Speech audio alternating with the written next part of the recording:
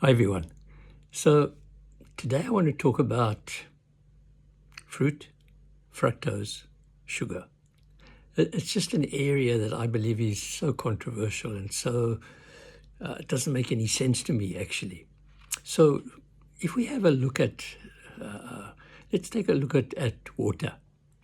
So water is hydrogen and oxygen somehow. Can't believe it when you drink water that it's hydrogen and oxygen, but that's what it is. And what actually happens is that hydrogen and oxygen, when they come together, something unique happens. It's called emerging properties. In other words, the hydrogen and oxygen seem to give up their unique individual properties and combine together in such a way that new emerging properties appear in the water. So water is totally different to hydrogen and oxygen, and you can't even understand hydrogen and oxygen from water, nor can you understand water from the capacity of hydrogen and oxygen. They are totally unique, different properties. Hydrogen has one property, oxygen has another, but when they come together, these so-called new emerging properties appear, and we now have water. So you can, of course, break water apart, and then again you got hydrogen and oxygen. But actually, that emerging properties appear. And as more and more things come together in different kinds of ways, new emerging properties appear, and those unique individual items give up their unique properties for this whole new system to develop. So you could say human beings are the result of continuous emerging properties as more and more unique elements are added, which give up their unique properties for this newly developed aspects that keep developing, from simple minerals to slowly developing plants and funguses, and then coming together, and then individual properties keep disappearing as these new properties and new emerging aspects appear. So the human being is actually a combination of a whole range of individual items which have given up their unique properties to allow this new being to appear. So if we get back to my conversation around fructose and fruit. So a lot of people are told, be careful of fruit because it's full of fructose, which is dangerous. It can affect your insulin resistance, can affect your metabolism because it's full of sugar. And actually, that's not true. It can't be true, because when fructose comes into fruit, it gives up its unique individual property. And you could say that in fruit, in an apple, there's no fructose. There's only an apple.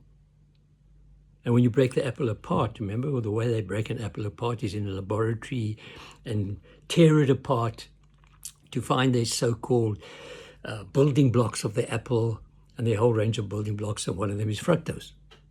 But when fructose is absorbed into this whole beingness of an apple, then we have an apple.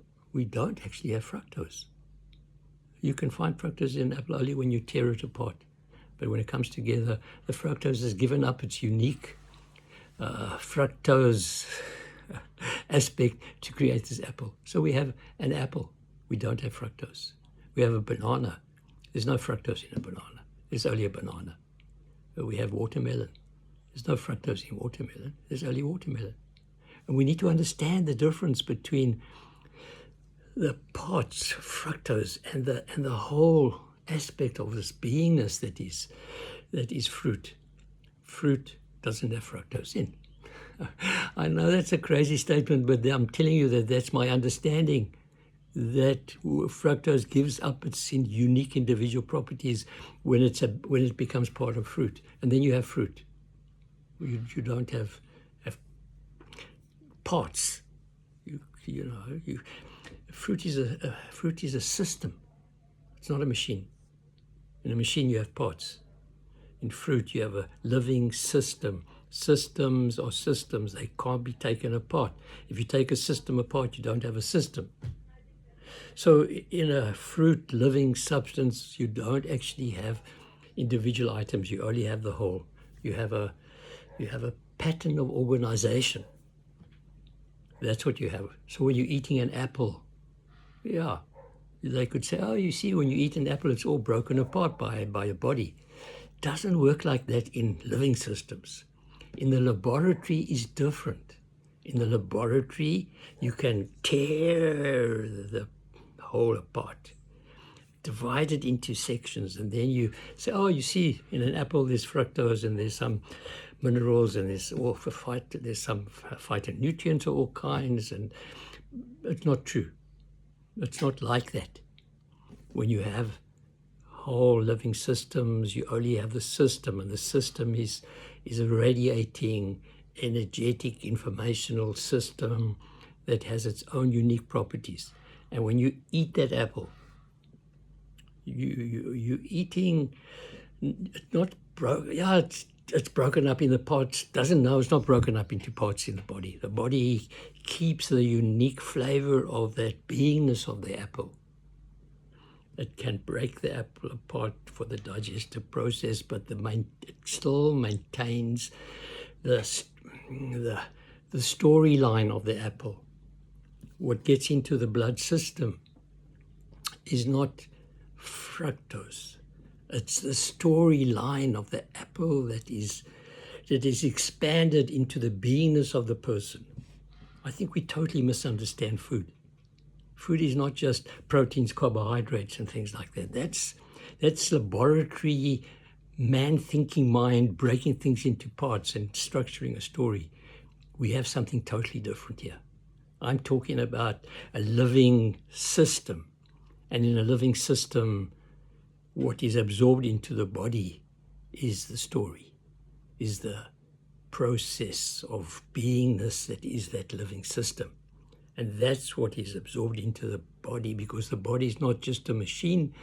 The body is a matter, energy, informational system. And that's what we have over here. We have the human being as a system. Fruit is a system. And when it gets absorbed into the body, you're absorbing the story. You're absorbing it's a dance. You're absorbing the beingness of that apple, beingness of the banana, the beingness of the watermelon. And that is what is absorbed into the body. And that's a totally different way of understanding. And I keep pointing to this over and over again because we have been captured by this so-called scientific, what I call flat earth reality understanding, which is based on mind thinking. And I'm talking about the beingness. I'm talking about the soul of the apple and the fruit and the food we eat. And that's why it's so important to buy quality food, not food that has been grown for money. That's a different kind of fruit, you know. It's somebody that understands. The more you're a person, you buy food that is got a song to it, that has a sense of wonder about itself. Yeah, everything's intelligent. Then what you're eating and absorbing is a different beingness. And we need to get out of this flat earth understanding into a much more understanding that has a vertical, has depth to it. Okay, have a good day.